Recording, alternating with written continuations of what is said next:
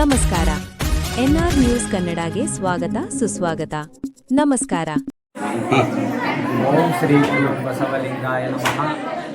ಐತಿಹಾಸಿಕ ಶ್ರೀ ಓಲೆಮಠ ಜಮಖಂಡಿ ತಾಲೂಕಿನೊಳಗ ಅನ್ನ ಅರಿವು ಆಶ್ರಯದ ಕ್ರಾಂತಿಯನ್ನು ಮಾಡಿರ್ತಕ್ಕಂಥ ಈ ಭಾಗದ ಒಂದು ಮಠ ಅದು ಶ್ರೀ ಓಲೆಮಠ.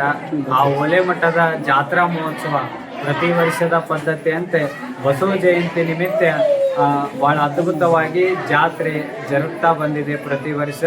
ಈ ವರ್ಷದ ಜಾತ್ರೆ ಸುಮಾರು ಏಪ್ರಿಲ್ 15ನೇ ತಾರೀಕಿನಿಂದ 20ನೇ ತಾರೀಕಿನವರೆಗೆ ಶ್ರೀ ಓಲೆಮಠದ ಜಾತ್ರಾ ಮಹೋತ್ಸವ ಭಾಳ ಅರ್ಥಪೂರ್ಣವಾಗಿ ಭಾಳ ವಿಶೇಷವಾಗಿ ಆ ಕಾರ್ಯಕ್ರಮ ಜರುಗಲಿದೆ. ನಮ್ಮ ಜಮಖಂಡಿ ತಾಲೂಕಿನ ಪ್ರತಿ ಹಳ್ಳಿಯ ಜನರು ಸಹಿತ ಬಂದು ಸುಮಾರು ಸಾವಿರಾರು ಜನ ಭಕ್ತರು ಆ ಜಾತ್ರೆ ಒಳಗೆ ಪಾಲ್ಗೊಳ್ಳೋರು ಇದ್ದಾರೆ.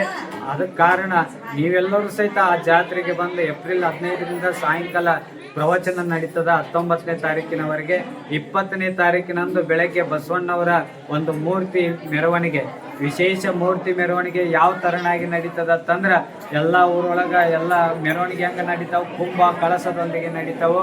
ಆದ್ರೆ ಬಸವಣ್ಣವರ ಒಂದು ಮೂರ್ತಿ ಎದರಿಂದ ಮೆರವಣಿಗೆ ಅಂತಂದ್ರೆ ಎಲ್ಲ ತಾಯಂದಿರ ತಲೆ ಮೇಲೆ ವೃಕ್ಷವನ್ನು ಇಟ್ಟ ವೃಕ್ಷೋತ್ಸವ ಕಾರ್ಯಕ್ರಮ.